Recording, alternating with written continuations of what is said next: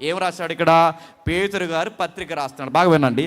పేతురు గారే కాదు, పౌలు గారే కాదు, ఏ పత్రిక మీకు అర్థం కావాలన్నా బండకు ఒక గుర్తు చెప్తున్నాను, ఆ గుర్తు పెట్టుకోండి. ఏ పత్రిక మనకు అర్థం కావాలన్నా ప్రతి పత్రిక వెనకాల బ్యాక్గ్రౌండ్ ఎక్కడ దొరుకుతుంది, దీని బేస్మెంట్లు పునాదులు ఎక్కడ దొరుకుతాయంటే, ఈ పత్రిక ఎందుకు రాస్తారో తెలియాలంటే ప్రతి పత్రిక వెనకాల ఉన్న పునాది అపోస్తుల కార్యంలో ఉంటుంది. అపోస్తుల కార్యంలో అవగాహన ఉంటేనే ఈ పత్రిక ఇంతకు రాశాడా అని మనకు అర్థమవుద్ది. ఎందుకు ఆ అపోస్తుల కార్యంలో ఏముందో మనకు సమయం తక్కువ ఉంది కనుక తీయొద్దు, కానీ నేను బ్రీఫ్గా బ్యాక్గ్రౌండ్ చెప్తాను, జాగ్రత్తగా వినండి. పేతురు గారు ప్రసంగం చేయకమునుపు సంఘం యొక్క సంఖ్య 120 మంది. నా మాటలు మీకు అర్థమవుతున్నాయిగా? అర్థమవకపోయినా అర్థమైనట్టే చూడండి కొంచెంసేపు, చివరికి వెళ్ళేసరికి అన్నీ అర్థమవుతే జాగ్రత్తగా వినండి.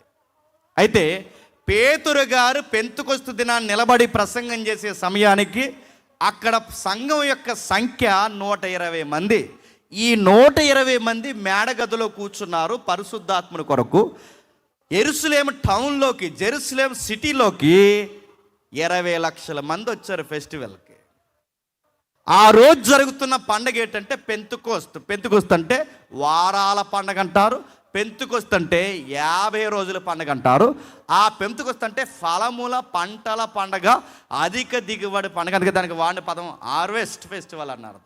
అంటే ఈ పండగ వాతావరణం ఏదైతే ఉందో, వాళ్ళకి పండిన పంట ఫలాలు ఏవైతే ఉన్నావో, ఈ వారాల పండుగలో సుమారు 49 రోజులు కంటిన్యూగా చేస్తూ 50వ రోజు ఏం చేస్తారంటే ఒక అత్యధికమైన సెలబ్రేషన్ చేస్తారు వాళ్ళు.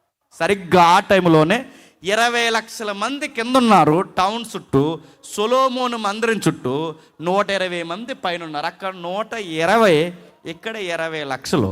ఆ 120 మంది కనబెడుతున్నది పరిశుద్ధాత్ముడు అనే వాగ్దానం కొరకు.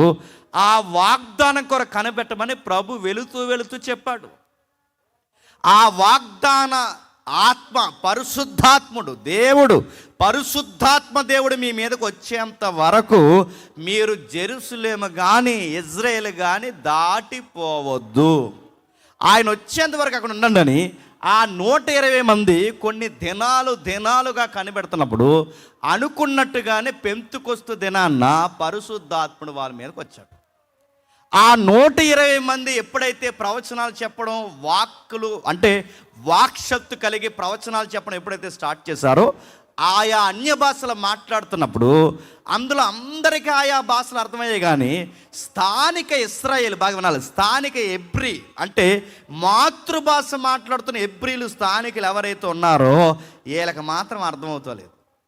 అంటే పబ్లిక్లో ఆయా దేశాల నుంచి వచ్చిన, అంటే పక్కనున్న దేశాలు డమస్కస్ కానీ, ఆ పైన ఉన్న హామాతు కానీ, ఇరాక్ కానీ, ఆ పక్క వస్తే మన ఆసియా ప్రాంతాలు కానీ, ఆ పక్కకు పోతే ఈజిప్ట్ ఆవల ఆఫ్రికా ఖండాలు కానీ, ఈ రష్యా ఏదైతే ఉందో పైన ఆ భయంకరమైన ఆ రష్యా ప్రాంతం, అంటే మన పైన గడుపుతున్న అతిపెద్ద ఖండమైన ఆ ప్రాంతం కానీ, ఎక్కడెక్కడి నుంచి వచ్చిన వాళ్ళందరూ అందరికీ బాగానే అర్థమవుతున్నాయి. కానీ ఈ స్థానికంగా ఉన్న ఇశ్రాయేలుకి మాత్రం అర్థం అవట్లేదు.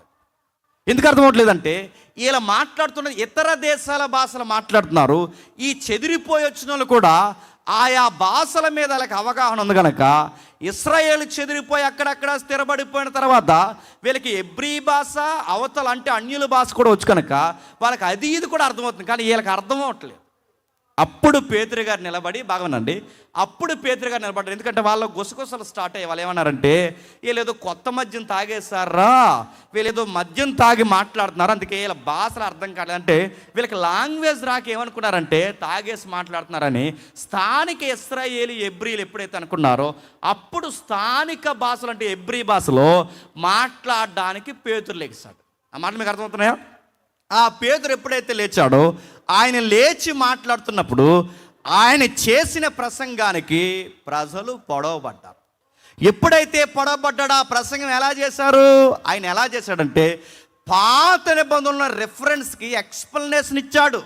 అంటే ప్రసంగం ఎలా ఉండాలన్నమాట, బైబుల్ రెఫరెన్స్ ఎక్స్ప్లెనేషన్ ఉంటేనే అది రైట్ మెసేజ్. గుర్తుపెట్టుకోండి, ఎవడైనా రెఫరెన్స్ తీయకుండా మాట్లాడారో ఆడు సమయం దొంగిలించే దొంగ. పిట్ట కథలు అరికథలు చెప్పే దొంగ, ఆడికి వాక్యం చెప్పడంలో అన్ఫిట్. నేను మళ్ళీ చెప్తున్నాను, ఒక రెఫరెన్స్ తీయాలి, దాని బ్యాక్గ్రౌండ్ చెప్పాలి, ఆ రెఫరెన్స్ యొక్క వివరణ ప్రజలకు అర్థమయ్యేలా చెబితే, వాక్యం ఎప్పుడైతే ప్రజలకు అర్థమయ్యేలా వింటారో, వాక్యానికి ఉన్న శక్తి ఏంటంటే నరాలలోనికి, మూలుగుల్లోనికి, కీళ్ళలోనికి, ఆ పంకిలమైపోయిన పాప పంకిలముతో నిండిపోయిన ఆ హృదయంలోనికి వాక్యము చొచ్చుకుపోతుంది. అందుకే ఒక మనిషి మారాలి అంటే నేను సెంటిమెంట్ డైలాగ్ చెప్తే మారరు. ఒక మనిషి మారాలి అంటే నేనేదో కథలకు వస్తే మారరు. ఆ కొంతసేపు శ్రద్ధగా దురద చెవులతో వింటారేమో కానీ వాక్యం చెప్పకుండా ఏది చెప్పినా మనిషి పాపాన్ని ఒప్పుకోడు. అందుకే పేతురు గారు పాత నిబంధన మలాకీ రెఫరెన్స్ కానీ, ప్రవక్తల రెఫరెన్స్ కానీ, అంతకుముందు ఏవేల ప్రవక్త యొక్క రెఫరెన్స్ కానీ, ఈ రెఫరెన్స్లన్నీ ఎప్పుడైతే ఆయన కొన్ని గంటలు వివరించాడో, ఆ గంటలు వివరించిన తాకిడికి ప్రజలు 3,000 మంది మారిపోయారు. ఎంతమంది? 3,000 మంది. బాగా వినాలి, మంచి రిజల్ట్ రావాలంటే సూత్రం ఒకటే, వాక్యాన్ని వివరించాలి. ఎవరైనా బోధకులు ఉంటే నా సలహా అనుకుంటారో లేకపోతే నా హెచ్చరిక అనుకుంటారో ఏమనుకుంటారు అనుకోండి, కానీ ఆదివారం పులిపేట ఎక్కే సమయానికి ఆ మెసేజ్ 5-6 సార్లు మనం స్టడీ చెయ్యాలి. ఇంకా చెప్పాలంటే కుస్తీ పట్టాలి. ఆ గంట ఏదో చెప్పేసి వచ్చేద్దాం అనుకుంటే ఏదో ఒక రోజు దేవుడు నిలబెట్టి తాట తీస్తాడు. ఆదివారం పులిపేట నేను ఎక్కుతున్నానంటే, ఏదికి నేను ఎక్కుతున్నానంటే వారం అంతా చదువుతారో తెలియదు, శనివారం రాత్రంతా కుస్తీ పడతారో, మొత్తం మీద చదివి చదివి చదివి చదివి ఆ ప్రసంగాన్ని నలిపి అది ప్రార్థనాపూర్వకంగా సిద్ధపడి అప్పుడొచ్చి పులిపేట మీద నిలబడి ఆ వాక్యాన్ని వివరిస్తే ఏ గుండైనా పగిలి వినాల్సిందే, గుర్తుపెట్టుకోండి. కానీ గమ్మత్తు అని చెప్పిన ప్రసంగాలు అన్ఫిట్ మెసేజ్ ఎందుకు అవుతున్నాయంటే వచ్చిన వాళ్ళందరికీ ఏం చెప్తున్నారు? కథలు చెప్తున్నారు. చెప్పట్లేదా? నేను అడుగుతున్నాను.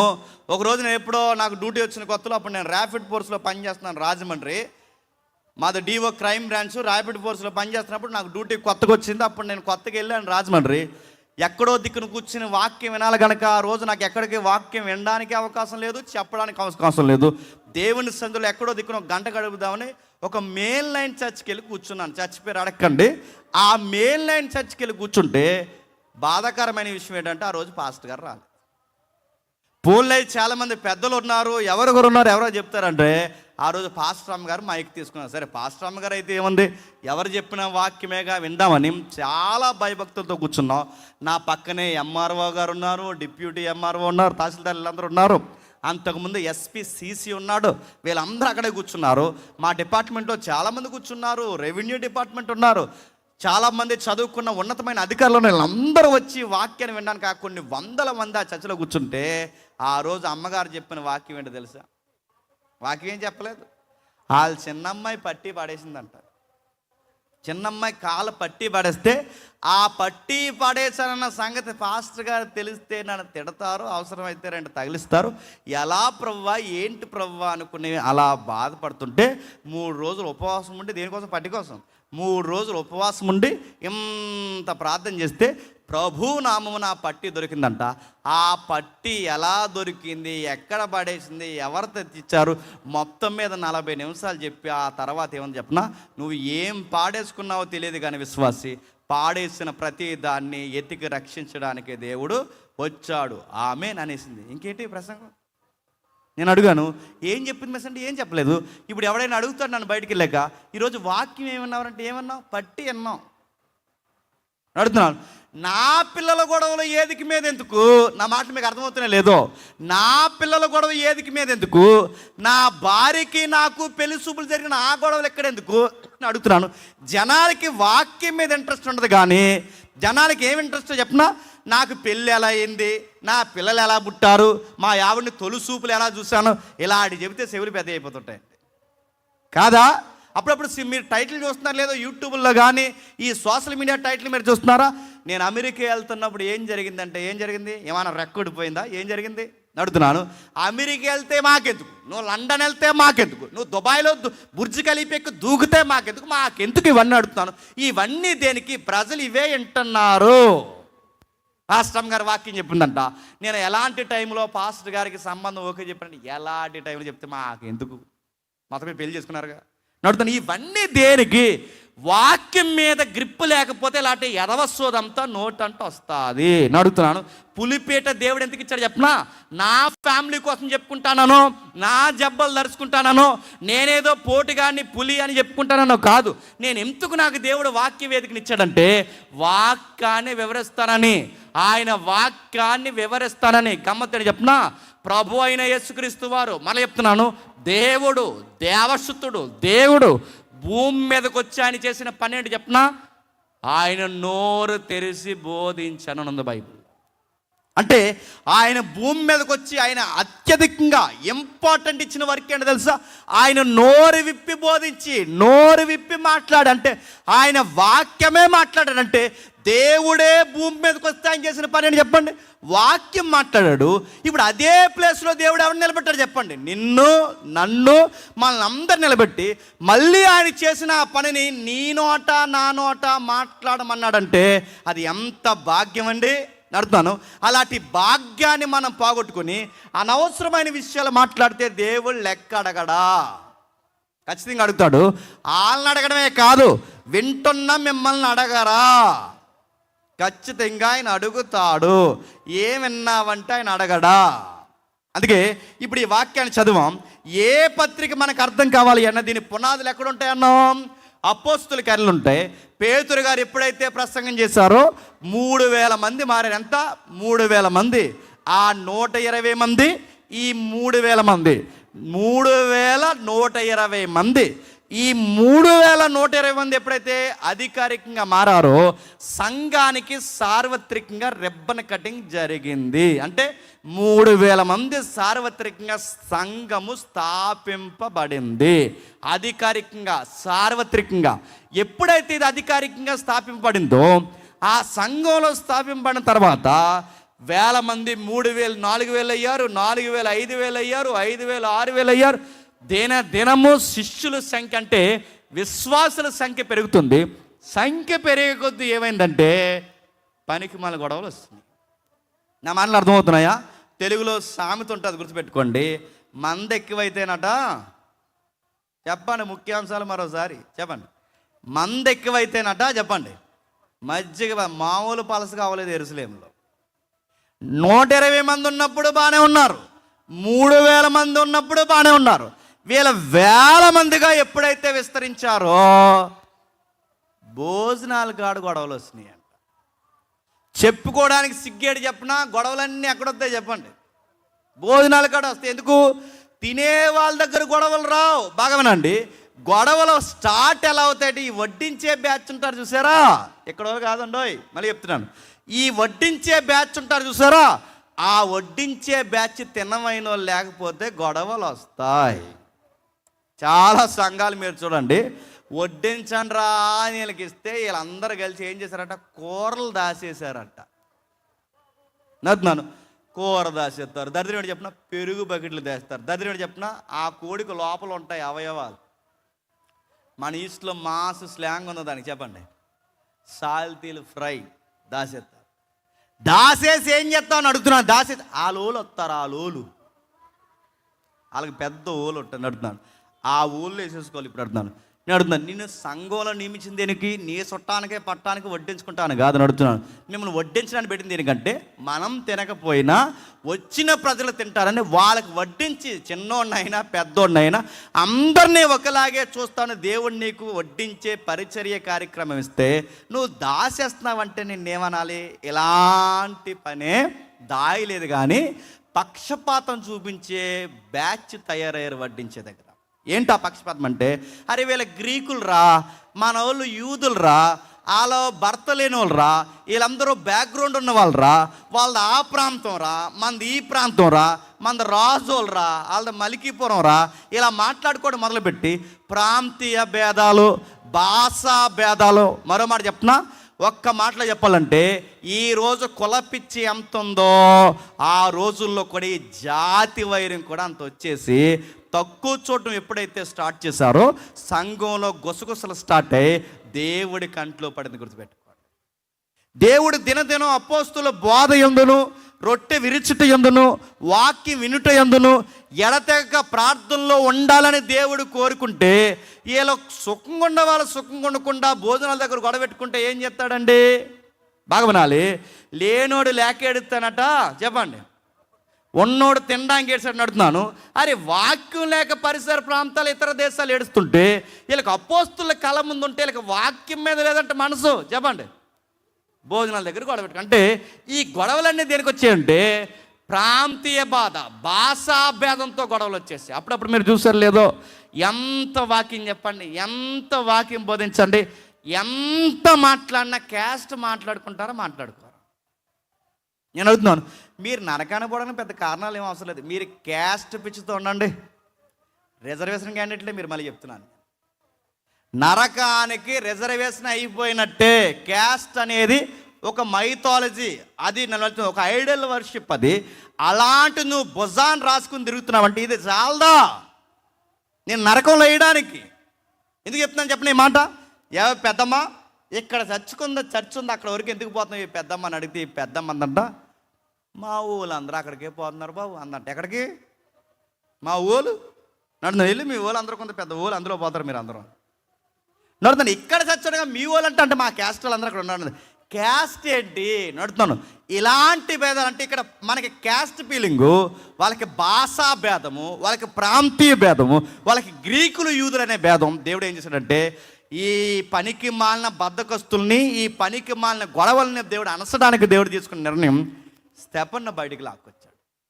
స్తెఫన్ ఎందుకు బయటికి లాక్కొచ్చాడు? తప్పురా ఇలా గొడవలు ఎట్టుకోకండి అని చెప్పడానికి కాదు. స్తెఫన్ ఎందుకు లాక్కొచ్చాడంటే దేవుడు స్తెఫన్ని చంపేయడానికే లాక్కొచ్చాడు. అదేంటి? గొడవలు అనిసేయడానికి దేవుడు ఆ పులిపేట నుంచి స్తెఫన్తో వాక్యం చెప్పించాలి కానీ స్తెఫన్ని చంపేయడం ఏంటి? ఎందుకు చంపేశాడు మీకు అర్థం కావాలంటే దేవుడు కొన్నిసార్లు ఆయన చిత్తాన్ని నెరవేర్చుకోవడానికి మరణాలను కూడా సంఘం మీదకి ఆహ్వానిస్తాడు. సంఘాన్ని లైన్ చేయాలంటే, సంఘానికి బుద్ధి చెప్పాలంటే ముఖ్యమైన కొందరు వ్యక్తుల్ని దేవుడు మళ్ళీ చెప్తున్నాను ఈ లోకంలోంచి తీసుకెళ్ళిపోతాడు. బద్ధకస్తులు బద్ధకం వదిలిపోయేలాగా నీతిమంతులను ఎవరినో ముందుగానే ఆహ్వానిస్తాడు. మళ్ళీ మీకు అర్థమవుతుంది లేదో, స్తెఫను వచ్చాడు. ఆ స్తెఫను ఎప్పుడైతే వచ్చాడో ఆ స్తెఫను అద్భుతాలు చేస్తుంటే తట్టుకోలేకపోయారట మతమోక. వీళ్ళు ఏం చేశారు చెప్పనంటే, వీళ్ళు ఎవరైతే ఉన్నాడో పౌలు లేదా సౌలు, ఆ యోధా మతం ఏదైతే ఉందో ఆ మతంలో కానీ ఆ భయంకరమైన ఆ విశ్వాసాల్లో కొనసాగుతున్న ఆ సౌలు లాంటి వారు చేసిన పని ఏంటంటే వచ్చారు, నా వైపు చూడండి, వచ్చారు. ఆ వచ్చిన వారు ఎవరైతే ఉన్నారో ఈ సౌలు లాంటి వారు స్తెఫన్ని ఎదిరించలేక వీళ్ళు చేసిన పని ఏంటంటే, బాగా వినండి, సబ్జెక్ట్ లేనివాడు చేసే పని ఏంటి చెప్తున్నా. వాదించేవాడు సబ్జెక్ట్ మాట్లాడుతున్నాడు, సబ్జెక్ట్ లేనివాడు చేసే చేతగానే పని ఏంటంటే చెయ్యన్నా ఎత్తుతాడు, చెప్పండి, కాలన్నా ఎత్తుతాడు. వాదించడం రాక సబ్జెక్ట్ లేనివాడు చేసే పని ఏంటి చెప్తున్నా, ఆ చెబుతున్న వాడిని ఏదోలాగా కొట్టే ప్రయత్నం చేస్తారు. ఇంకా చేతగానే పని ఏంటంటే ఆ సత్యం మాట్లాడుతున్న వాడిని చంపేస్తారు. ఈరోజు కూడా జరుగుతుంది అదేగా నడుతున్న ఇది కాదు చెప్పండి. వాక్యాన్ని వాక్యంతో మాట్లాడలేక, వాక్యాన్ని ఉన్నట్టు డీల్ చేయలేక, డిబేట్ కానీ నడుతున్న బహిరంగ డిబేట్ కానీ కూర్చొని ఏంటి గ్రంథంలో ఉన్నా తెలుద్దాం, గ్రంథముఖంగా మాట్లాడదామంటే నిలబడేవారు ఉండరు. కానీ వాక్యం చెప్తున్న వాళ్ళ మీద అంట పేడేశారట, వాక్యం చెప్తున్న వారి యొక్క ఆడోళ్ళ మీద చెయ్యేశారట నడుతున్నాను. ఇవన్నీ ఏం పనులు చెప్పినా శాతగాని పనులు మళ్ళీ చెప్తున్నాను. అంటే ఇక వాదించడం రాదు. ఎప్పుడైతే స్తెఫను గారు నిలబడ్డారో మాట్లాడలేరు. సౌలు మతాన్ని నిలబెట్టలేకపోయాడు. ఏమైంది చెప్పండి? పేతురు గారి ఎదుట, యాకోబు ఎదుట ఎదిగిన కుమారుడు వచ్చి మాట్లాడుతుంటే తట్టుకోలేక వీళ్ళు చేసిన పని ఏంటంటే స్తెఫన్ని రాళ్ళు ఇచ్చి కూడా చంపేశారట. ఎప్పుడైతే స్టెఫన్ని రాళ్ళు ఇచ్చి కొట్టి చంపేశారో, ఈ రాళ్ళు ఇచ్చి కొట్టి చంపేసిన తర్వాత మీరు చూడండి, సంఘం తీసుకెళ్లి స్టెఫన్ని సమాధి చేసి వచ్చే లోపు సంఘానికి ఇవ్వబడిన మరొక భయంకరమైన వార్త ఏంటో తెలుసా? ఆ సౌలనే మతోన్మాది ఎవరైతే ఉన్నాడో, ఆడోళ్ళని మగోళ్ళని లేకుండా ఎక్కడ ప్రార్థన జరుగుతుంటే వాళ్ళ మీద పడిపోయి బయటికి లాక్కొస్తున్నాడు. నా మాటలు అర్థమవుతున్నాయా? పేతురు పత్రిక ఎందుకు రాశాడు మీకు అర్థం కావాలంటే, స్టెఫన్ని చంపేశారు. రెండోది, స్టెఫన్ని చంపేసి స్టెఫన్ సమాధి ఆరక మునిపే రెండో ప్రయత్నం ఏంటి చెప్పనా? ఏ ఇంట్లో అయితే వాక్యాలు బోధిస్తున్నారో ఆ వాక్యాలు బోధిస్తున్న దగ్గర వీళ్ళు చేసిన పని ఏంటంటే, ఆడోళ్ళను కూడా బయటకు వచ్చిన అడుగుతున్నాను. ఆడోళ్ళ మీద చెయ్యేశారంటే అడుగుతున్నాను, ఈ మతం మొక్కాసని అడుగుతున్నాను. వీళ్ళకి సిగ్గు, లజ్జ, భయము, భక్తి ఏమైనా ఉందో ఆ రోజు నుంచి నడుతున్నాను. అరే ఇక్కడ మగాడుతో స్టెఫన్తో మాట్లాడలేకపోయారు, ఇప్పుడు స్టెఫన్తో మాట్లాడి వీళ్ళు చేసిన పని అని చెప్పినా ఆడోళ్ళు బయటికి లాక్కొస్తున్నారు నడుతున్నాను. ఆడోళ్ళు ఏం చేశారు అంటే, ఆడోళ్ళు పిల్లలు ఎవరైతే లోకుగున్నారో బయటికి లాక్కొచ్చి చేసిన పని ఏంటంటే, ఆ రోజు ఇంటింటా చొచ్చి క్రైస్తవ ప్రార్థన చెడగొట్టడమే వీళ్ళ లక్ష్యం అనుకున్నాడట సౌలు లాంటి వాడు. ఈ సౌలు అనే వ్యక్తి అటు ప్రభుత్వానికి ఇటు మతానికి రెండిటికి మీడియేటింగ్ చేస్తూ చేసిన పని ఏంటంటే, మీరు జాగ్రత్తగా వినాలి. ఈ రెండిటి మధ్య మీడియేటింగ్ చేస్తూ ప్రార్థన చెడగొట్టడమే జీవితం అన్నట్టు, నిలబడిన వారిని చంపడమే గొప్ప భవిష్యత్తు అన్నట్టు, ఇలాంటి పిచ్చి పని ఎప్పుడైతే చేసుకుంటూ వెళ్తున్నాడో, సమాధి మీద ఉన్న తడి ఆరక మునిపే సంఘాన్ని చెదరగొడుతున్నారు. మతమోకే వ్యతిరేకమైంది అనుకునే సమయానికి ప్రభుత్వం కూడా వ్యతిరేకమైపోయిందంట. నా మాట మీకు అర్థమవుతున్నాయా? అంటే సంఘానికి ఎన్ని వ్యతిరేకాలు వచ్చాయి? ఒకటి బాగా వినండి. సౌలు లాంటి వారు, మతము, గవర్నమెంటు. ఇప్పుడు రెండోది ఏంటో తెలుసా? ఈ గవర్నమెంట్ తరఫున ఉన్న ఎవరైతే వకాల్తా పుచ్చుకున్న వీళ్ళందరూ సంఘం మీదకి ఎప్పుడైతే తిరగబడ్డారో, సంఘం తీసుకున్న నిర్ణయం ఏంటో తెలుసా? ఎక్కడుంటే యెరూషలేములో ఉంటే ఇలాగే దాడి చేస్తారని చెప్పి అక్కడికో కొందరు, ఇక్కడికో కొందరు, ఇలా గుంపులు గుంపులుగా సంఘం చెదిరిపోతే, ఆ చెదిరిపోయిన సంఘాన్ని దేవుడు ఏమన్నాడంటే సార్వత్రిక సంఘం అన్నాడు. బాగానండి. సంఘాన్ని దేవుడు ఎందుకు చెదరగొట్టాడు అంటే, కుదురుంగుండ వాళ్ళు వాక్యం మీద మనసు పెట్టకుండా కులము, గొప్ప, చెత్త, చెదారం ఇలాంటి గొడవలు ఇవన్నీ సంఘంలో పెట్టుకుంటూ కూర్చుంటే దేవుడు తీసుకున్న నిర్ణయాలు ఏంటి చెప్పినా, మనకి వ్యతిరేకమైన అధికారాలనే రంగంలోకి తీసుకొస్తాడు. ఇంతకన్నా నేను ఓపెన్గా మాట్లాడలేను. నా మాట వినండి, అర్థం చేసుకునే ప్రయత్నం చెయ్యండి. మనం అనుకుంటాం పలానాయన గెలిస్తే బాగున్ను, పలానాయన గెలవాడు. ఎందుకంటే దెలీలా తొడ మీద సంసోను ఎలాగైతే మగత ఎక్కువైపోయి నిద్రపోయాడో, తెలుగు క్రైస్తవ సంఘాలు ఆ రోజు యెరూషలేము సంఘం కూడా సుఖాల్లో నిద్ర అయిపోయినప్పుడు దేవుడు చేసిన పని ఏంటి చెప్పిన, శ్రమను పంపించి చెదరగొడతాడు. స్టెఫను చనిపోవడానికి కారణం ఏంటంటే, మిగిలిన వాళ్ళకి బుద్ధి రావాలి. వీళ్ళకి భోజనాల దగ్గర గొడవ ఏంటి? సుఖంగా ఉండి వాక్యం ఏంటంటే భోజనాల దగ్గర గొడవ పెట్టుకుంటే, ఇప్పుడు భోజనాలు కాదు కదా, గుప్పెట్లో ప్రాణం పట్టుకొని డొక్కలు ఎగిరిపోయేలా పరుగులు తీస్తూ పోయారు. ఎందుకు? గొడవల తర్వాత అన్నా పెట్టుకుందాం, ముందు బతుకుంటే ఏదో ఆకు తిందామంటారు. ఆకు ఏం ఆకు అది, ఆ బతుకుంటే ఏదో ఆకు తిందామని చెప్పి అక్కడక్కడికి పోయారు. పోయిన వారికి బాగా వినండి, ఎక్కడికి పోయినా కానీ యేసుప్రభు అనే ఒక పిచ్చి ఉంది, యేసుప్రభు అనే ఒక నమ్మకం ఉంది. ఆ చెదిరిపోయిన వారు ఇంకా భయపడకూడదని గవర్నమెంట్ కానీ మతము కానీ ఎంతమంది ఇబ్బంది పెట్టినా మీరు భయపడకండి. నాగిటి మీద ఒక్కసారి మనం చెయ్యేసామంటే యేసుప్రభు కొరకు శ్రమైన, బాధైన, హింసైన, అది కరువైన, ఖడ్గమైన ఏదొచ్చినా క్రైస్తవుడైనందుకు మనం సిగ్గుపడకూడదు. మనం ధైర్యంగా ఉండాలని ఈ చెదిరిపోయిన వాళ్ళందరినీ ధైర్యపరచడానికి రాయబడిన పత్రికే చెప్పండి, పేతురు రాసిన మొదటి పత్రిక. మళ్ళీ అర్థమవుతున్నాయా? అంటే యెరూషలేములో ఉన్న 1000 మంది సంఘం చెదిరిపోతే ఆ చెదిరిపోయిన వాళ్ళందరికీ ధైర్యం ఇవ్వడానికి రాసిన పత్రికే పేతురు రాసిన మొదటి పత్రిక. ఆ పత్రిక రాస్తూ ఏమంటున్నాడంటే, ఆ 2వ అధ్యాయం 6వ వచనంలో, ఇదిగో నేనొక ముఖ్యమును ఏర్పరిచినదైన అమూల్యమైన మూలరాతిని సీయోనులో స్థాపించాను, ఆయన యందు విశ్వాసముంచువాడు ఏమాత్రం సిగ్గుపడడు అనే మాట లేఖనమందు రాయబడి ఉంది. అయితే ఏ మూలరాయినైతే వేసానో ఆ మూలరాయినే ముందున్న వాళ్ళు తృణీకరించారు. ఆ ముందున్న వాళ్ళు తృణీకరించినందుకు ఏం చెప్తున్నాడట? కట్టేవారిగా ఎవరినైతే దేవుడు ముందు పిలిచాడో, నిలబెట్టేవారిగా దేవుడు ఎవరినైతే ముందుగా పిలిచాడో, ఎవరినైతే ప్రపంచానికి ఆయనకి మధ్యవర్తులకు ఉండాలని కోరుకున్నారో వాళ్ళే నిలబడకపోతే ఆ ప్లేస్లోకి ఎవరినో పిలిచాడట. ఆయన అంటున్నాడు, అయితే మీరు చీకటిలో నుండి ఆశ్చర్యకరమైన తన వెలుగులోనికి మిమ్మల్ని పిలిచిన వాడిని గుణాతిశయములను ప్రచురము చేయు నిమిత్తము ఏర్పరచబడిన వంశము, రాజులైన యాజక సమూహము, పరిశుద్ధ జనము, దేవుని సొత్తైన ప్రజలై ఉన్నారు. ఈ వాక్యం ఏమన్నా అర్థమయ్యిందా? మళ్ళీ అడుగుతున్నా చెప్పండి. రాజులంటే ఏంటి, యాజకులంటే ఏంటి అని అడుగుతున్నాను. చీకటి అంటే ఏంటి, ఆ చీకటిలోంచి వెలుగులోకి రావడం ఏంటి, ఇవి మనకు తెలుసు. చీకటి అంటే లోకము, వెలుగు అంటే ఆయన రాజ్యము. ఇప్పుడు ఆ లోకంలోంచి ఆయన రాజ్యంలోకి వచ్చిన మనం చేయాల్సిన పని ఏంటంటే ఆయన గుణగణాలు ప్రచారం చేయాలి. ఆ ప్రచారం చేయడానికి దేవుడు మనల్ని ఏం చేశాడట? రాజులైన యాజక సమూహం, వారిని రాయల్ ప్రీస్ట్ అంటారంటే రాజు అయిన యాజకుడు అంటే రాజు యాజకుడు. చాలామంది ఈ వాక్యాన్ని తగిలించుకుని ఏం చేశారంటే దేవుడు మమ్మల్ని రాజులు అన్నాడు, దేవుడు మమ్మల్ని యాజకులు అన్నాడు. నేను ఏం చేస్తున్నారంటే 70 మంది బాడీ గార్డులు పెట్టుకున్నారట. అడుగుతున్నాను, నువ్వు ఎమ్మెల్యేవా పాస్టర్వా అని అడుగుతున్నాను నేను. నువ్వు ఎమ్మెల్యేవా పాస్టర్ అని అడుగుతున్నాను. చాలామందిని అలాంటి వాళ్ళని పిలవకండి. నేను సిరి చెప్తున్నాను, పిలవకండి. తన దేహాన్ని కాపాడుకునే, పేరు కాపాడుకునేవాడు ఎవడైనా క్రీస్తు కాడిని మోసే అర్హత కలిగిన వాడు కాడు. చావో రేవో నాకిటి మీద చెయ్యేసి వచ్చాం, ఆయన గుచ్చి చంపినా పడ్డానికే మనం సిద్ధమై వచ్చాం.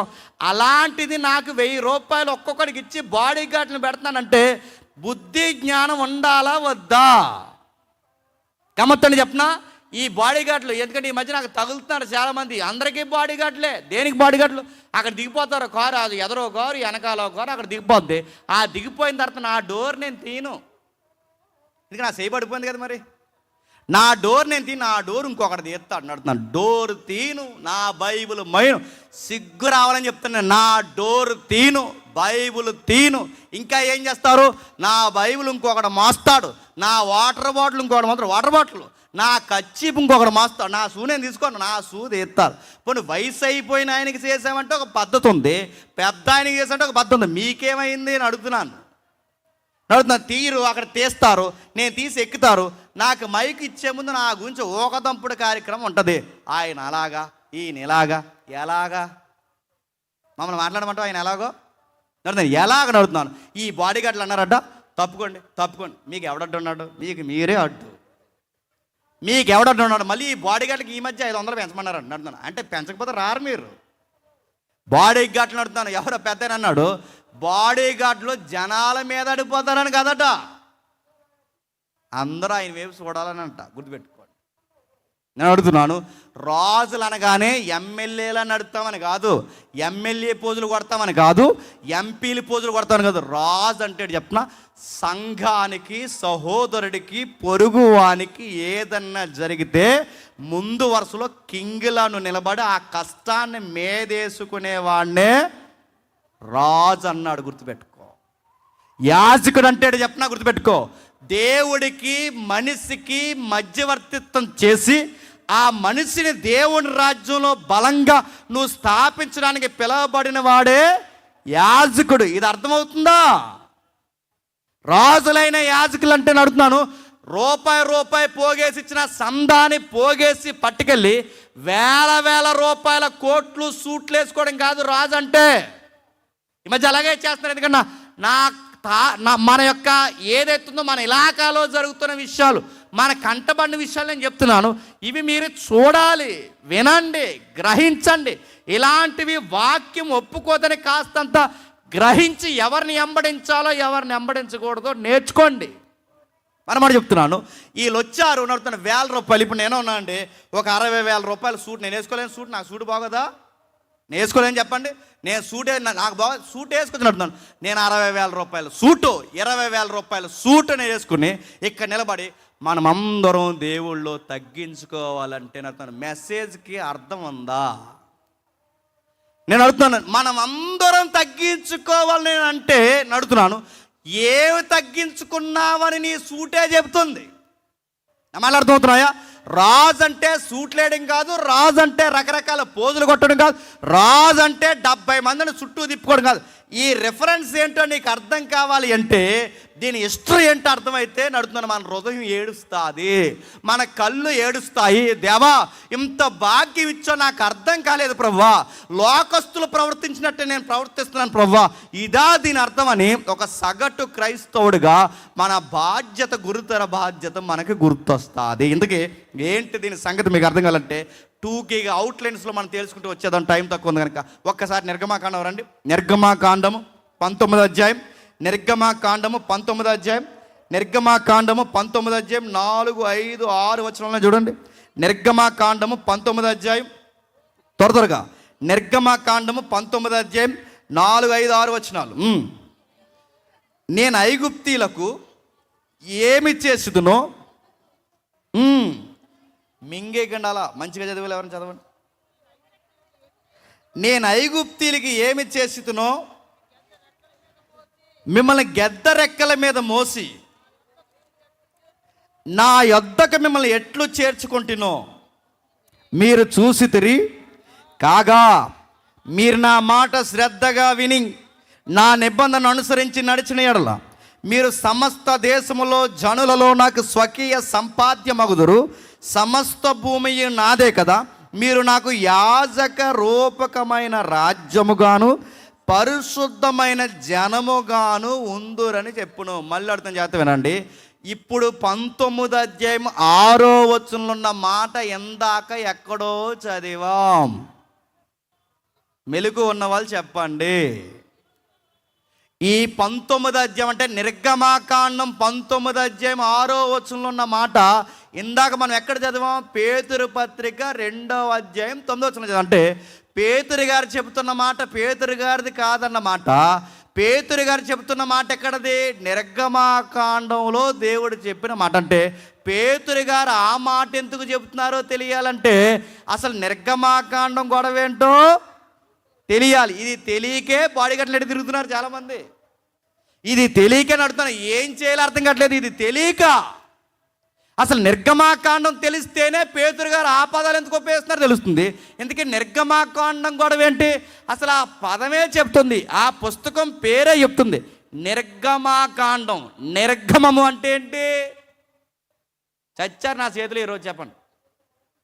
చెప్పండి, నేను అడుగుతున్నా. 5 ఏళ్ళు చర్చికి వెళ్తున్నావో 10 ఏళ్ళు చర్చికి వెళ్తున్నానో తెలియదు, కానీ ఇవి మినిమం బేసిక్స్. ఇవి కూడా తెలియకపోతే రా కుమారుడా, నీ కొరకు యుగయుగాల నుండి సిద్ధపరిచిన పరలోకం ఉంది స్వాస్యము తీసుకుంటాడు అనుకుంటున్నావా? నడుతున్నాను. చాలామంది ఒకరు నడుతున్నాను, పుస్తకాల పేర్లు తెలియవు మనకి. నడుతున్నాను. తెలియాలండి మన దేవుడు ఏంటో మనకు తెలియకపోతే ఆ దేవుడికి ఎలా ప్రార్థన చేస్తావు? ఆయన ఎలా తెలుస్తాడు? ఇది చదివితే తెలుస్తాడు. ఇది చదవకుండా నువ్వు ఎన్ని చేసినా ఎలా తెలుస్తాడు? ఇవి మానేశారు ఈ మధ్య, ఇవి మానేశారు. నడుతున్నాను. దీన్ని ఏం చేస్తారంటే బైబిల్ని స్కూల్ పిల్లలు టెక్స్ట్ బుక్ని ఎలాగైతే స్కూల్కి పట్టుకెళ్తారో మన క్రైస్తవులు కూడా టెక్స్ట్ బుక్లా మోసుకొస్తున్నారు. దేన్ని? బైబిల్ని. ఈ బైబిల్ నీకు మంచి ఎప్పుడు చేస్తా చెప్పనా? దాన్ని కూడా పట్టుకుని తిరిగితే నీకు చెయ్యదు. అది చదవాలి. ఆ చదివిన దానిలో కంటెంట్ ఏంటో నీకు అర్థం అవ్వాలి. అప్పుడు ఈ వాక్యం నీకు ఆశీర్వాదకరంగా మారతాది. ఈ వాక్యం తెలిస్తేనే ఎలా నడవాలో ఎలా ఉండాలో అర్థం అవుద్ది. ఈ నిర్గమాకాండం ఏంటి, దాని సంగతి ఏంటో తెలియాలంటే ఆ పుస్తకం పేరే నిర్గమాకాండం. నిర్గమాకాండం అంటే నిర్గమం అని రాస్తారు కదా ఎయిర్పోర్ట్లో. నిర్గమం అంటే లోపల రమ్మని కాదు. చెప్పండి చెప్పండి. బయటికి పండని. నిర్గమం అంటే చెప్పండి. బయటికి దాటిపోవుట. దాటిపోవుట. నిర్గమాకాండం ఎందుకంటారంటే బాగా వినండి, ఐగుప్తి అధికారం దాటారు, ఫరో రథాలు దాటారు, ఇంకా చెప్పాలంటే ఎర్ర సముద్రం దాటారు, యార్దాను దాటారు, అరణ్యం దాటుతున్నారు. ఏదైతే ఉన్నదో వాళ్ళు దాటాల్సినవన్నీ దాటుతున్నారు. మరణ దూతను దాటారు. ఆ పండగ వాతావరణంలో ఫరో యొక్క చీకటిని దాటారు. అన్నీ దాటే కార్యక్రమాలు ఉన్నాయి కనుక ఈ దాటే కార్యక్రమాలను ఏమంటారంటే పస్కా ఒకటి ఉంది, దాని పేరు పాస్ అవర్, అంటే దాటిపోవుట, నిర్గమము. ఈ పదాలు మీకు అర్థమైతే ఈ నిర్గమాకాండం అంటే ఫరోను దాటారు, ఎర్ర సముద్రం దాటారు, మరణాన్ని దాటారు, చీకటిని దాటారు. ఇవన్నీ దాటి బయటకు వచ్చే విషయాన్ని నమోదు చేస్తుంది కనుక ఈ పుస్తకం పేరేంటి? నిర్గమాకాండం. చెప్తున్నానండి, నిర్గమాకాండం తర్వాత ఏంటి చెప్పండి? అది బాగానండి. నిర్గమాకాండం తర్వాత లేవి, నిర్గమాకాండానికి ముందు కాండం ఏంటి చెప్పండి? ఇది చెప్పకపోతే సి అంటారు, గుర్తుపెట్టుకోండి. ఆది కాండం. ఆది కాండాన్ని ఏమంటారు? ఆది. ఆది అంటే ఏంటి? సూర్యుడు పుట్టుక, భూమి పుట్టుక, నక్షత్రాలు పుట్టుక, జంతువులు పుట్టుక, మనిషి పుట్టుక, అన్ని పుట్టుక, అన్నిటికీ ప్రారంభం ఎలా జరిగిందో చెప్పే పుస్తకమే ఆది. ఆది అంటే ఏంటి? అన్నిటికీ ఆది, అందుకే దాని పేరు ఆది కాండం. నిర్గమకాండం ఏంటి? ఆ ఆది కాండంలో ఎవరు పుట్టారు? బాగునండి, ఆది కాండంలో ఆదాము, అవ్వ. ఈ పుట్టిన వారిలోంచి ఎవరైతే ఉన్నారో, ఈ పుట్టిన వారు ఒక పని చేయమంటే మరో పని చేశారా లేదా? బాగా వినాలి. పేతురు పత్రిక దగ్గరకు వస్తున్నాం. వాళ్ళు చేసిన పని ఏంటంటే తినొద్దన్న పండు తిన్నాడు. ఆదాము గారు ఒక మాట అడిగితే బాగుండు, ఏ అమ్మాయి ఆ చెట్టు దగ్గరికి వెళ్ళడమే ప్రమాదం, ఆ చెట్టు దగ్గర నిలబడ్డావు, ఆడితో సోదేసావు, మళ్ళీ తిన్నావు, నువ్వు తిన్నాదాన్ని తినకుండా ఉండక మళ్ళీ నాకు కొన్ని ఇచ్చావు, నన్ను తినమంటున్నావు అని అడిగితే మన తండ్రి అడిగితే బాగుండు. అడగడా ఆయన? ఎందుకంటే అమ్మని చూస్తేనే పాటలు వచ్చేస్తాయి ఆయనకి. పాటలు నా స్కిన్లో స్కిన్, బోన్లో బోన్ అన్నాడు కదండి. ఆవిడ చూస్తే పాట వచ్చేస్తుంది, పొయిటిక్ లాంగ్వేజ్ వచ్చేస్తుంది. అడగలేదు ఏమయ్యాడు? ఆవిడ ఈయన కలిసి తిన్నారు. ఏమయ్యారు? దిశములు ఉన్నాయన్న సంగతి అర్థమైంది. ఎదిగామనుకున్నారు కానీ దేవుని దృష్టిలో పడ్డారు. పాపానికి రిబ్బన్ కటింగ్ జరిగింది, మరణానికి రిబ్బన్ కటింగ్ జరిగింది, సిగ్గుకు రిబ్బన్ కటింగ్ జరిగింది. ఆకలి, దప్పులు, నీడ, బాధలు, కష్టాలు, కన్నీళ్ళు, గుప్పడి మెతుకుల కొరకు చెమటెక్కేలా బతికారు. బారెడ కాలం బతకాల్సిన వారు, అనంత కాలానికి ఉండాల్సిన వారు అంతకాలాన్ని తగ్గిపోయి చావును తెచ్చుకున్నారు. వాళ్ళిద్దరికి పుట్టాం మనం. ఎవరికి? ఆదాము, అవ్వకి.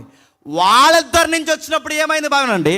వాళ్ళు చేసిన పాపంతో మనకు సంబంధం లేదు కానీ, బాగా వినాలి, వాళ్ళు చేసిన పాపంతో మనకు సంబంధం లేదు కానీ వాళ్ళ బుద్ధులు మాత్రం నెక్స్ట్ జనరేషన్కి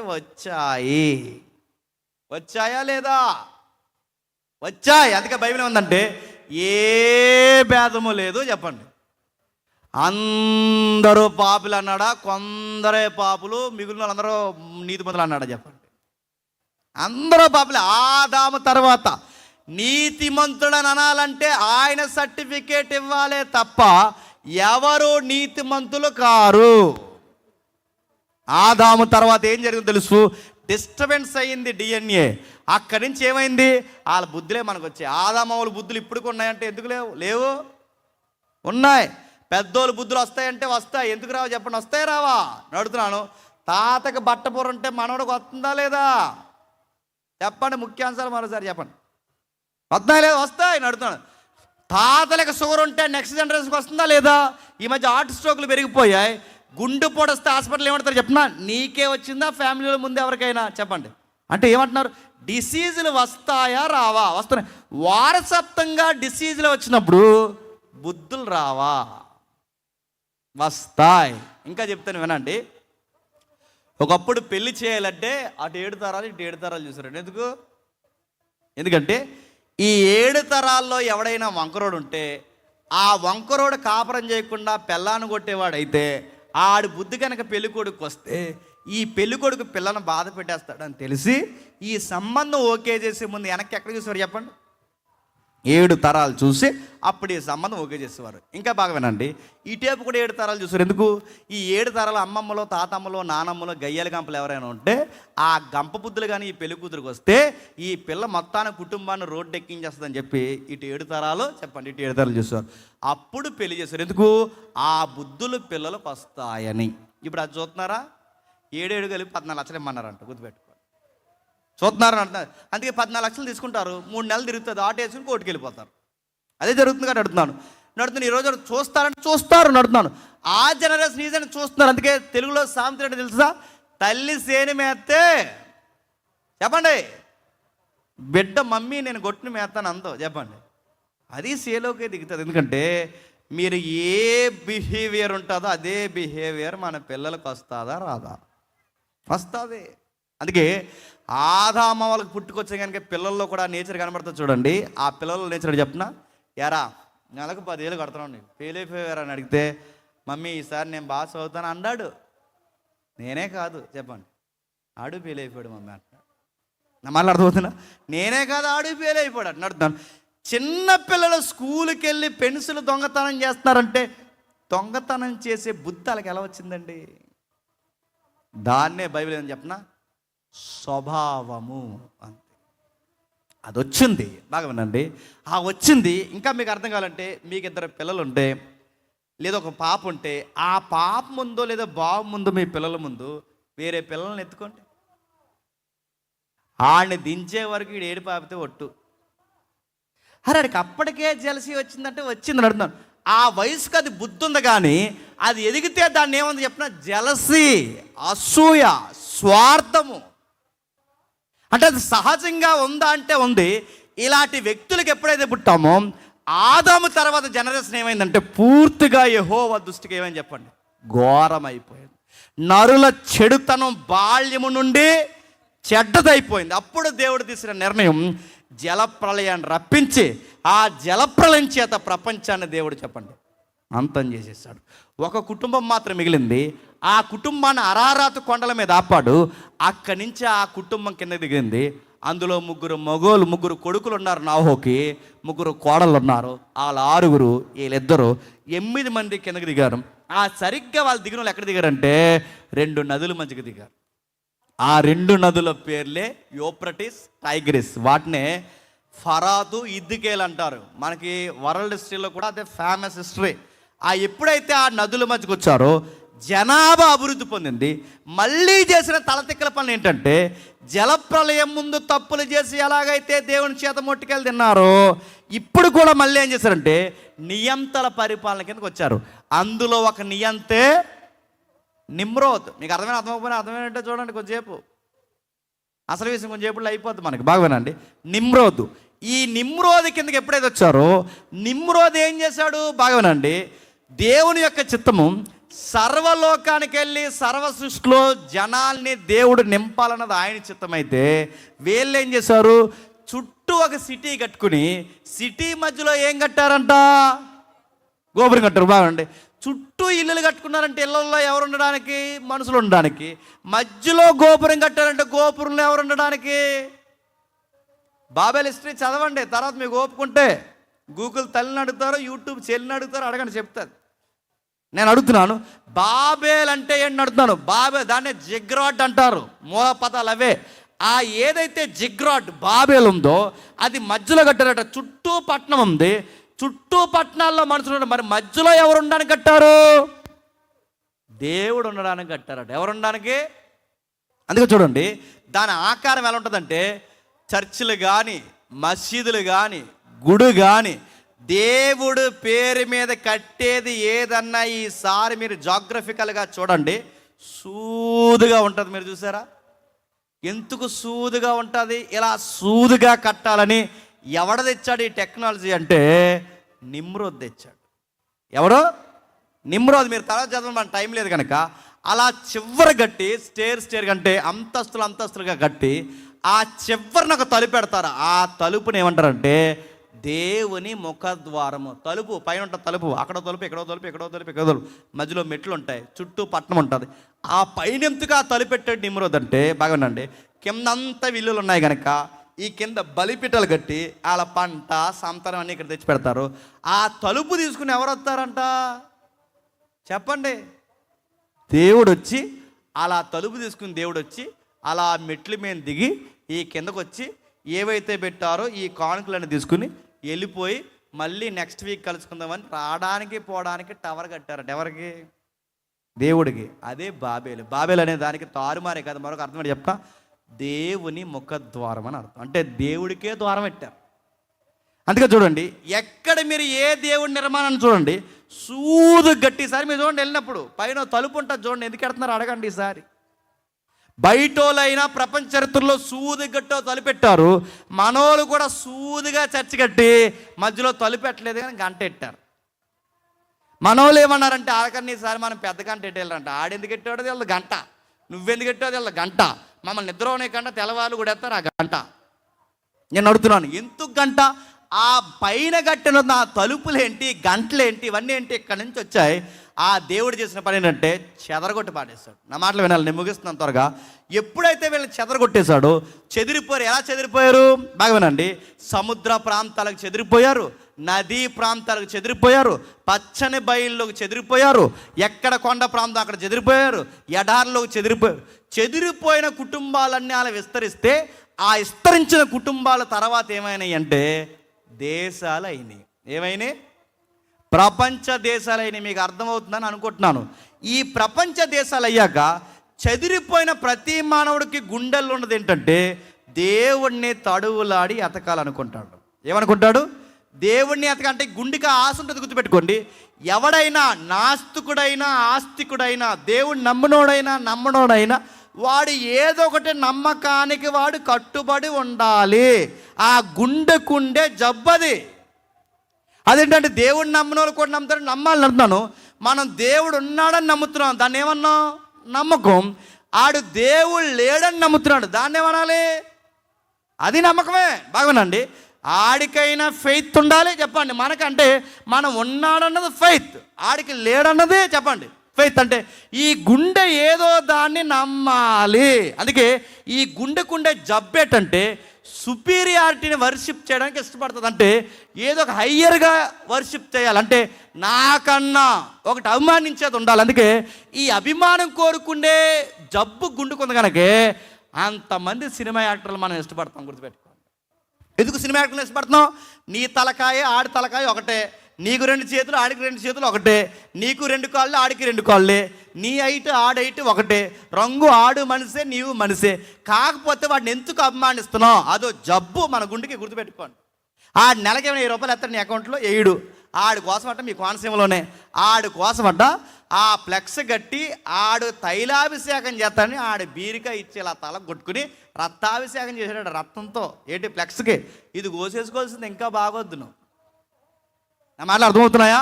నా మాట అంటే ఏదో ఒక అభిమానించాలి. అందుకే ఈ అభిమానం ఇప్పుడు సినిమా యాక్టర్ల మీద ఉంది. కానీ పూర్వం మనుషులు ఏం చేశారంటే దేవుడు అనే అభిమానం ఉండిపోయింది. కాకపోతే ఆ దేవుడు ఎలా ఉన్నాడో తెలియదు. ఎందుకంటే నిమ్రోదు తర్వాత జనాల పాపంలో పడ్డారు కనుక దేవుడికి ఉండే గుణం ఏంటంటే మనిషి పాపం దగ్గరికి జరిగే కొద్దీ మనిషికి దేవుడు దూరం జరిగాడు. దేవుడు దూరం అయ్యే కొద్దీ మనిషి పాపంలో పడ్డాడు. చెదిరిపోయిన ఈ మనుషులు మళ్ళీ దేవుడిని ఎతికే ప్రయత్నంలో ఏం చేశారంటే వాళ్ళ బాగా వినాలి, కనబడిన దాన్ని మొక్కడం స్టార్ట్ చేశారు. అలా వచ్చాయి నమ్మకాలు. బాగా వినండి.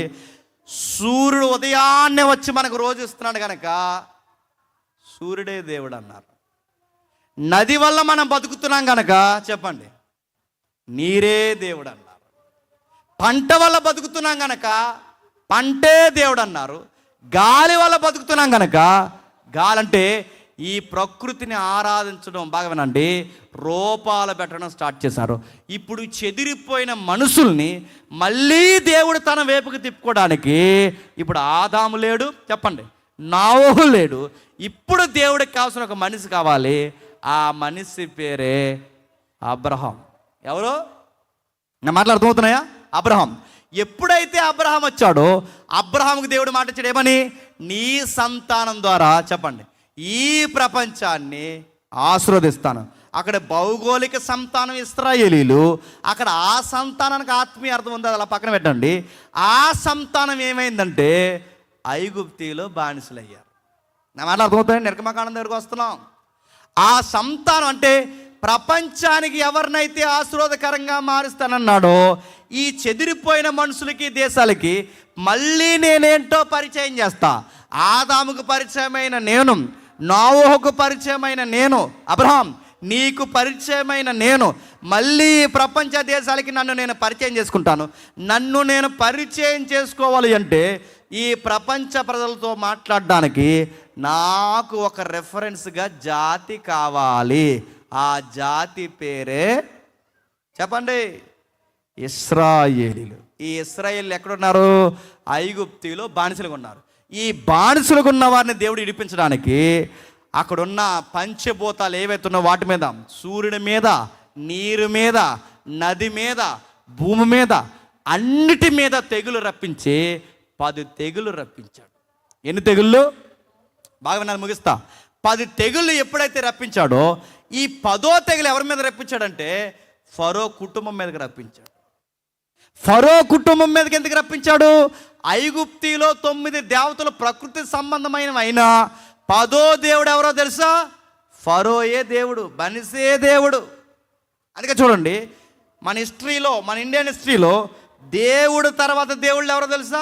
రాజులు. రాజుల తర్వాత దేవుళ్ళు ఎవరో తెలుసా? పూజారులు. ఏళ్ళ తర్వాత దేవుళ్ళు ఎవరో తెలుసా? భూస్వాములు. ఆ తర్వాత దరిద్రులు ఎవరో తెలుసా? నువ్వు నేను. గుర్తుపెట్టుకో, ఇది హిస్టరీ నడుతున్నాను. ఇది ప్రపంచ చరిత్రలో ఏడిసింది. బాగా వినండి. ఆ రోజు రాజు ఐగుప్తిలో కూడా దేవుళ్ళలో దేవుడు ఎవరో తెలుసా? ఫరో. అందుకే ఈ ఫరో అన్నవాడు కూడా మీరు దేవుడు అనుకో, ఈడు కూడా మిమ్మల్ని ఏమి చేయలేడని దేవుడు చేసిన పని అని చెప్పిన, ఆడి తొలి సంతానాన్ని కూడా చంపాడు. పంట దేవుడు అన్నాడు, పంటను దొక్కాడు. నీరు దేవుడు అన్నాడు, నీరును దొక్కాడు. వెలుగుతున్న నక్షత్రం దేవుడు, నక్షత్రమైన సూర్యుని దొక్కాడు. ఇవన్నీ తొక్కుతున్నప్పుడు ఐగుప్తీలకి ప్రజలకు అర్థం కావాల్సింది ఏంటంటే, దేవుళ్ళంటే ఇవి కాదు. ఈ మోసే సూర్యుడిని ఆపేస్తున్నాడు, నదిని ఆపేస్తున్నాడు, పంటను ఆపేస్తున్నాడు, భూమిని ఆపేస్తున్నాడు, గాలిని ఆపేస్తున్నాడు, అన్నిటిని ఆపేస్తున్నాడు. అంటే ఈ మోసేలా ఆపేస్తున్న మోసే వెనకాలన్న దేవుడు ఎవరో ఐగుప్తికి లోకానికి అర్థం కావాలని ఎన్ని అద్భుతాలు చేశాడు చెప్పండి? 10 అద్భుతాలు చేశాడు. ఆ 10 అద్భుతాలు చేసి ఎర్ర సముద్రం పాయలు చేసి ఇశ్రాయేల్ని ఇలా బయటికి తీసుకొచ్చిన తర్వాత ఒక ఏరియాకి వచ్చాక దేవుడు వాళ్ళని ఆగిపోమన్నాడు. ఎవరిని? ఇశ్రాయేల్ జాతికి వినాలి. ఎప్పుడైతే వీళ్ళని ఆగిపోమన్నాడు, వీళ్ళని ఇక్కడే ఉంచు, ఫరో క్షమించండి, వీళ్ళని ఆగిపోమని, మోసే నువ్వు పైకి రా అన్నాడు. ఆ మోసే పైకి వెళ్ళాడు. ఆ పైకి వెళ్ళిన ప్రాంతం పేరే సీనాయి పర్వతం. ఏంటది? సీనాయి పర్వతం. ఈ సీనాయి పర్వతం పైకి ఎప్పుడైతే వెళ్ళాడో 40 రోజులు దేవుడు మాట్లాడుతున్నాడు. ఎన్ని రోజులు? 40 రోజులు. ఆ 40 రోజులు దేవుడు మాట్లాడుతున్నప్పుడు మీరు జాగ్రత్తగా వినండి, ఎలా మాట్లాడుతున్నాడో. నల్లటి మేఘాలట, పెలపెలమని ఉరిమే ఉరుములట, భయంకరమైన శబ్దాలట. దేవుని ఆగమనానికి, ఆయన ప్రకాశానికి, ఆయన రాకపోకలకి ఏదైతే సీనాయి పర్వతం ఉందో ఆ సీనాయి పర్వతం యొక్క రాళ్ళు కదిలిపోయాయి. బండలు బద్దలాసిపోతున్నాయి, రాళ్ళు కదిలిపోతున్నాయి. ఆయన మహిమ సీనాయి పర్వతం మీద దిగి ఆ మెరుపులు ఉరుములు పెలమని మరుతుంటే ఆ తాకిడికి కొండ మీద బాగునండి భయంకరమైన అగ్ని ఏర్పడిందట. అలాంటి అగ్ని మధ్యకి, దట్టమైన మేఘాల మధ్యకి ఎవరు నడుచుకుని వెళ్తున్నారట? మోసే వెళ్తున్నాడు. బాగా వినాలి. అలాంటి మేఘాల మధ్యకి మోసే నడుచుకుంటూ వెళ్తున్నాడంటే మోసేది గట్టుకుండా మనలాంటి పిరుగుకుండా చెప్పండి? గట్టుకుండే. మనం ఎలాంటి వాళ్ళని చెప్పండి? చీకటి అంటే భయం, బొద్దింకంటే భయం. ఈ 2 అంతస్తులు బిల్డింగ్ కట్టుకుని రాత్రుల్లో 2nd ఫ్లోర్కి వెళ్ళనన్నాడు అటు ఈడు పోటుగాడు. మరి ఇంకెందుకు? వాడు టాయిలెట్ వస్తుంటే అలా ఆవిడని లేపాడంటే ఎందుకు? మెలుగుకుండా అన్నాడట. ఎందుకు? అటు నుంచి ఏదైనా లాక్కిపోతారు నడుతున్నాను. అన్నీ భయం నడుతాను. మెరుపు వస్తే భయం, ఉరుమొస్తే భయం, భయంకరమైన మేఘమేస్తే భయం. కానీ మోస చూడండి, అలాంటి వాతావరణంలోకి మోస వెళ్తున్నాడంటే